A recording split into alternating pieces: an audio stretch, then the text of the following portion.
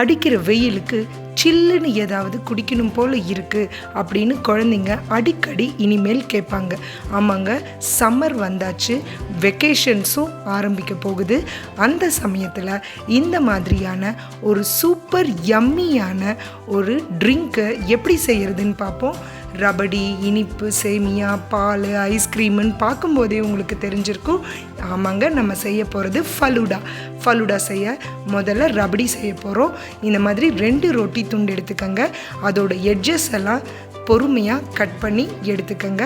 அந்த எட்ஜஸ் எல்லாம் கட் பண்ணி எடுத்ததுக்கப்புறமா இந்த 2 ப்ரெட்டையும் மிக்ஸி ஜாரில் சேர்த்து பொறுமையாக பல்ஸ் மோடில் நம்ம இதை கொரகொரப்பாக அரைச்சிக்க போகிறோங்க. கொரகொரப்பாக அரைச்சதுக்கப்புறமா இதைத்தான் நம்ம ரபடி செய்ய யூஸ் பண்ண போகிறோம். நான் ரொம்ப ஈஸியான ஒரு மெத்தடில் இந்த ரபடியை எப்படி செய்கிறது அப்படிங்கிறத காட்டிகிட்ருக்கேங்க. பல்ஸ் மோடில் ஒரு 2-3 தடவை அடித்தாவே உங்களுக்கு இந்த மாதிரி திரியாக அந்த அழகாக அந்த ப்ரெட் பொடியாகி வந்துடுங்க. ரொம்ப மாவு மாதிரி பண்ணிட வேண்டாம். ட்ரையான மிக்ஸியை யூஸ் பண்ணுங்கள், இல்லாட்டி மாவு மாதிரி ஆகிடும். நல்லா இந்த மாதிரி பொடி பண்ணினதுக்கப்புறமா இப்போ 2 கப், அதாவது 1 கப் அளவுக்கு பால் எடுத்திருக்கேங்க. நான் 2 1/2 கப்பாக இதில் காமிச்சிருக்கேன். மிக்ஸி ஜாரில் சேர்த்துக்கங்க. அந்த மிக்ஸி ஜார்லையே ஒரு 1/4 கப் அளவுக்கு பால் பவுடரை ஆட் பண்ணிக்கங்க. இந்த பால் பவுடரையும் இந்த பாலையும் சும்மாவே கலந்துக்கலாம். ஆனால் மிக்ஸி ஜாரில் நம்ம ஒரு தடவை இப்படி பீட் பண்ணி எடுக்கும்போது நல்ல ஸ்மூத்தாக அந்த பால் பொடியும் பாலும் நல்லா கலந்து வந்துருங்க. இது ரபடிக்கு ஒரு திக் கன்சிஸ்டன்சியை கொடுக்கும். அதுக்காக தான் நம்ம பால் பவுடரை ஆட் பண்ணுறோம். இப்போ பால் பவுடரை ஆட் பண்ண அந்த பாலை ஒரு சூடான கடாயில் ஊற்றி இப்படி கை விடாமல் ஒரு கரண்டி வச்சு கலந்து விட்டுக்கிட்டே இருங்க. பால் பொங்கி வரும். அப்போ நல்ல சிம் ஃப்ளேமில், அதாவது ரொம்ப லோ ஃப்ளேமில் வச்சுக்கோங்க. ஒரு 1/4 சிட்டிகை மட்டும் இதில் நம்ம கலர் சேர்த்துறோம். எல்லோ ஃபுட் கலர் ஆட் பண்ணிவிட்டு நம்ம பொடி பண்ணி வச்சுருக்கோம் இல்லைங்களா, அந்த ரொட்டி துண்டு பிரெட் க்ரம்ஸ் அதை ஆட் பண்ணிக்கிறோம். நல்லா 2ஐயும் ஆட் பண்ணி கலந்து விட்டுக்கோங்க. இதில் உங்களுக்கு சர்க்கரை அப்படிங்கிறது தேவையான அளவு போட்டுக்கலாங்க. நாங்கள் அளவான இனிப்பை சேர்த்துறோம். அப்போ தான் உங்களுக்கு நிறைய சாப்பிட முடியும். அதனால் நான் இப்போ என்ன பண்ணுறேன் அப்படின்னா ஒரு 1/4 கப் மட்டும் சர்க்கரையை சேர்த்திருக்கேன். வெள்ளை சர்க்கரை.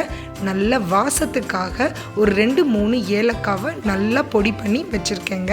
நீங்கள் ஏலக்காவை ஒரு சர்க்கரை கொஞ்சம் சேர்த்து மிக்சியில் ஏற்கனவே பொடி பண்ணி வச்சுருந்தீங்கன்னா அந்த ஏலக்காய் பொடியை ஆட் பண்ணிக்கோங்க. இந்த மாதிரி அந்த ப்ரெட்டெல்லாம் ஆட் பண்ணி பால் பொடியெல்லாம் சேர்த்ததுனால இப்படி கெட்டி ஆகிட்டே வருங்க.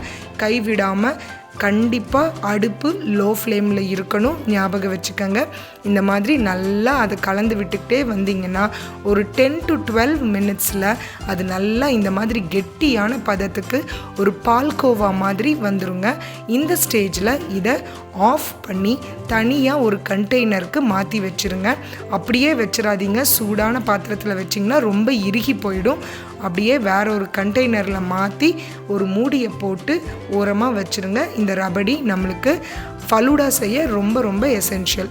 அடுத்ததாக இந்த மாதிரி ஒரு 2 மீடியம் சைஸ் ஆரஞ்சை தொலி நீக்கி மேலே இருக்கக்கூடிய அந்த நார் பகுதி எல்லாத்தையுமே அழகாக இந்த மாதிரி சீவி எடுத்துக்கங்க. இதில் கொட்டையை எடுத்ததுக்கப்புறமா நம்ம அரைச்சிக்க போகிறோம். ஜூஸர் இருக்கிறவங்க ஈஸியாக ஜூஸ் அப்படியே அதில் ஜூஸரில் போட்டு எடுத்துக்கலாம். ஜூஸர் இல்லாதவங்களுக்காக பாருங்கள், இந்த மாதிரி ஒரு ஈஸி மெத்தட் இருக்குது. 2 ஹாஃபாக நடுவில் கட் பண்ணிவிட்டு இந்த மாதிரி கத்தி வச்சு உள்ளே இருக்கிற எல்லா கொட்டைகளையும் எடுத்துருங்க. அப்போ தான் ஆரஞ்சு ஜூஸ் கசக்காமல் இருக்குங்க. இல்லாட்டி கொட்டையோடு சேர்த்து போட்டு அரைச்சிங்கன்னா ஆரஞ்சு ஜூஸ் ரொம்ப கசப்படிக்க ஆரம்பிச்சிரும். கொட்டையை எடுத்ததுக்கப்புறம் இதை ஒரு மிக்ஸி ஜாரில் போட போகிறோம். மிக்ஸி ஜாரில் போட்டு நல்லா அரைச்சி அதனுடைய சாறை பிழிஞ்சு எடுக்க போகிறோம். பாருங்கள், இந்த மாதிரி கொட்டையை எடுத்துகிட்டு நீங்கள் பிழிஞ்சிக்கலாம். ஆரஞ்சு புழியறதுல எடுத்தால் கூட நமக்கு கொஞ்சம் ஆரஞ்சு ஜூஸ் நின்றும் அதுலேயே. அதனால தான் நான் மிக்ஸி ஜாரில் போட்டு நல்லா அடித்து எடுத்து ஒரு ஃபில்டரில் போட்டு நல்லா ஃபில்டர் பண்ணி அந்த ஜூஸ் நல்லா புழிஞ்சு எடுத்துக்கணும். அந்த சீசனில் ஆரஞ்சு கிடைக்காதவங்க நீங்கள் ஆரஞ்சு ஜூஸாக கூட கடையில் வாங்கிக்கலாம். ஃப்ரெஷ் ஜூஸ் கிடைக்கும், ரியல் அந்த மாதிரிலாம். அதை வாங்கி கூட நீங்கள் பயன்படுத்திக்கலாம். ஆனால் அளவுகள் ரொம்ப ரொம்ப முக்கியங்க. பாருங்கள், இந்த மாதிரி நல்லா அரைச்சி எடுத்துக்கணும். இந்த மாதிரி சக்கையும் ஜூஸும் அப்படியே சேர்ந்து இருக்கும். இதை நம்ம வடிகட்டி எடுக்க போகிறோங்க. இந்த ஜூஸ் எவ்வளோ இருக்கோ அதில் ஒரு 1/4 கப் அல்லது அரை கப் அளவு தண்ணீரை சேர்த்து நம்ம கரைச்சிக்கணும். எடுக்கும்போது பாருங்கள், இந்த மாதிரி ஆரஞ்சு எசன்ஸ், அதாவது அந்த ஜூஸை அப்படியே புழிஞ்சு எடுத்தாச்சு.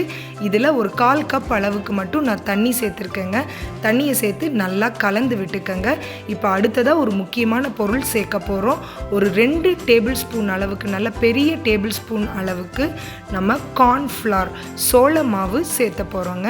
சோள மாவை சேர்த்து நல்லா கலந்து விட்டுக்கங்க. கொஞ்சம் கூட கட்டிகளே இல்லாமல் நல்லா கலந்து விட்டுக்கணும். பாருங்கள், ஆரஞ்சு ஜூஸ், அப்புறமா ஒரு 1/4 கப் அளவுக்கு தண்ணி, இதெல்லாம் சேர்த்து 1 கப் இருக்கும் ஜூஸு. அந்த 1 கப் அளவுக்கு ஜூஸுக்கு 2 டேபிள் ஸ்பூன் அளவுக்கு கார்ன்ஃப்ளவர், அப்புறமா ஆரஞ்சு ஃபுட் கலர் ஒரு சிட்டிகை மட்டும், சும்மா ஒரே ஒரு பிஞ்ச் மட்டும் ஆரஞ்சு ஃபுட் கலர் சேர்த்து நல்லா கலந்து வச்சுட்டு, இப்போ இந்த கலவையை அப்படியே ஒரு வடைச்சட்டிக்கு மாற்றி அடுப்பில் வச்சுருங்க. அப்படியே கைவிடாமல் கிளறி விட்டுக்கிட்டே இருந்தீங்கன்னா இது அப்படியே கெட்டி ஆகிட்டு வருங்க. பயப்பட வேண்டாம், இதுக்கு எண்ணெயோ இல்லை வேறு எதுவுமே தேவையில்லைங்க. இப்படியே கலந்து விட்டுக்கிட்டே வந்தீங்கன்னா வடைச்சட்டியில் ஒட்டாமல் அப்படியே கெட்டியாக ஒரு அல்வா பதத்துக்கு வருங்க. இந்த அளவுக்கு, இந்த அல்வா பதத்துக்கு இந்த கார்ன்ஃப்ளவரும் எல்லாம் சேர்ந்து வர்றப்ப அப்படியே ஸ்டாப் பண்ணிடுங்க. ஸ்டாப் பண்ணி கையில் ஒட்டாது பாருங்கள். தொட்டால் தண்ணியை தொட்டு பாருங்கள், கண்டிப்பாக கையில் ஒட்டாது. இதுக்கு சேமியா புழியறதுக்கு ரொம்ப முக்கியமான ஒரு ட்ரிக் இருக்குங்க. அந்த ட்ரிக் என்னென்னா, ஒரு பெரிய கண்ணாடி பவுலோ இல்லை ஏதாவது ஒரு பவுல் எடுத்து அதில் 3/4 பங்கு ஐஸ் க்யூப்ஸ் நிறச்சிட்டு 1/4 பங்கு அளவுக்கு மட்டும் தண்ணியை இந்த மாதிரி ஊற்றிக்கணுங்க. தண்ணி நல்லா சில்லுன்னு இருக்கிறப்ப இந்த மாதிரி அந்த கார்ன்ஃப்ளவரோடு நம்ம கலந்து வச்சுருக்கோம் இல்லைங்களா, அந்த ஆரஞ்சு எசன்ஸை, அந்த மிக்சரை ஒரு இடியாப்பம் புழியறதுல நல்லா போட்டு அதுக்குள்ளே ஃபில் பண்ணி நல்லா இப்போ இடியாப்பம் புழியிற மாதிரியே மேலே புழிஞ்சு விட்டுக்கோங்க. ஒரு ரவுண்டு பிழிஞ்சு விட்ட உடனே ஒரு ஸ்பூன் வச்சு அதை நல்லா கீழே தள்ளி விட்டுருங்க. அந்த ஐஸ் கட்டிக்குள்ளே போயிடணும் அந்த சேமியா எல்லாமே. இப்போ பாருங்கள், நல்லா அந்த சேமியா எல்லாமே அந்த ஐஸ் கட்டிக்குள்ளே நல்லா மூவ் ஆயிடுச்சு. இந்த ஸ்டேஜில் நம்ம அடுத்த தடவை பிழிய ஆரம்பிக்கலாம். ஒவ்வொரு தடவையும் பொறுமையாக இந்த மாதிரி புழிஞ்சு அந்த சேமியாவை அந்த ஐஸ் கட்டிக்குள்ளே தள்ளி விட்டுறணும். அப்போ இந்த சேமியாவுக்கு நல்ல ஒரு டெக்ஸ்சர் கிடைக்கும். இதில் கண்டிப்பாக ஒரே ஒரு ஸ்பூன் இல்லை வேறு எந்த பொருளும் சேர்க்க வேண்டிய அவசியம் இல்லைங்க. இதை அப்படியே நீங்கள் செஞ்சுக்கலாம். பாருங்கள், இந்த சேமியா தான் இந்த ஃபலூடாவோட ரொம்ப ரொம்ப ஸ்பெஷலான ஐட்டம். இந்த மாதிரி அந்த தண்ணிக்குள்ளே அப்படியே அழுத்தி விட்டு கீழே போக வச்சு அப்புறம் அப்படியே எடுத்து பார்த்திங்கன்னா இது நல்லா ஸ்ட்ராங்காக ஸ்டேபிளாக இருக்குங்க. பாருங்கள், அடியில் இந்த தண்ணிக்குள்ளே விட்டு இந்த மாதிரி கலக்கி விட்டு அதுக்கப்புறம் எடுத்திங்கன்னா இந்த சேமியா நல்லா ஸ்டேபிளாக இருக்கும். இது கூடவே நீங்கள் சப்ஜா விதையை ஒரு அரை மணி நேரம் போல் ஊற வச்சு எடுத்துக்கங்க. சப்ஜா விதை உடம்புக்கு எவ்வளோ நல்லதுன்னு உங்களுக்கே தெரியும். ஒரு 1/2 hour சாதாரண தண்ணியில் ஊற வச்சு எடுத்துக்கங்க. இப்போ நம்ம செட் பண்ண ஆரம்பிச்சிருவோம். முதல்ல 1 டேபிள் ஸ்பூன் அளவுக்கு சப்ஜா விதை சேர்த்திக்கங்க. இது உடம்புக்கு ரொம்ப குளிர்ச்சியை தரும். இப்போ நம்ம செஞ்சு வச்சுருக்க ரபடியை நம்ம 1 தேக்கரண்டி அல்லது 2 தேக்கரண்டி, உங்களுக்கு எப்படி ஸ்வீட்னஸ் பிடிக்குமோ அதுக்கு தகுந்த மாதிரி சேர்த்துக்கலாம். அடுத்ததாக ஃப்ரெஷ் க்ரீம் ஆட் பண்ணுறேன். இந்த ஃப்ரெஷ் க்ரீம் கடைகள்லையே கிடைக்குது. அப்படி இல்லாட்டி பால், அப்புறமா அதனுடைய பால் ஆடை, பன்னீர், இது 3ஐயும் அடித்து எடுத்துக்கலாம் நீங்கள். அடுத்ததாக நம்ம செஞ்சு வச்சுருக்கிற சேமியா ஒரு கைப்பிடி அளவுக்கு எடுத்து அதை அந்த டம்ளரில் போட்டு செட் பண்ணிடுங்க. அதுக்கு மேலே 1 ஸ்கூப் ஆஃப் வெண்ணிலா ஐஸ்கிரீம் தாங்க இந்த ஃபலூடாவுக்கு ஒரு சூப்பர் டேஸ்ட்டை கொடுக்கும். அதனால் இல்லாட்டி பட்டர்ஸ்காட்ச் கூட நீங்கள் ட்ரை பண்ணலாம். வெண்ணிலா அல்லது பட்டர்ஸ்காட்ச் ரொம்ப நல்லாயிருக்கும். இந்த மாதிரி ஒரு ஸ்கூப் ஐஸ்கிரீம் போட்டுட்டு அதுக்கு மேலே டூட்டி ஃப்ரூட்டியை போட்டுக்கோங்க. அப்புறமா பாதாம், பிஸ்தா, வால்நட், இந்த மாதிரி எந்த விதமான ட்ரை ஃப்ரூட்ஸ் உங்ககிட்ட இருக்கோ, கேஷ்யூ நட் எல்லாத்தையுமே நல்லா துருவி அதை ஆட் பண்ணிக்கோங்க. இதுக்கு மேலே நான் வேணும்னா உங்களுக்கு ஹனி ஊற்றி சர்வ் பண்ணலாம். அப்படி இல்லாட்டி நீங்கள் சர்க்கரை பாகு இருந்ததுன்னா அதை கூட மேலால் அப்படியே சுகர் சிரப் ஊற்றி அப்படியே சர்வ் பண்ணலாம்.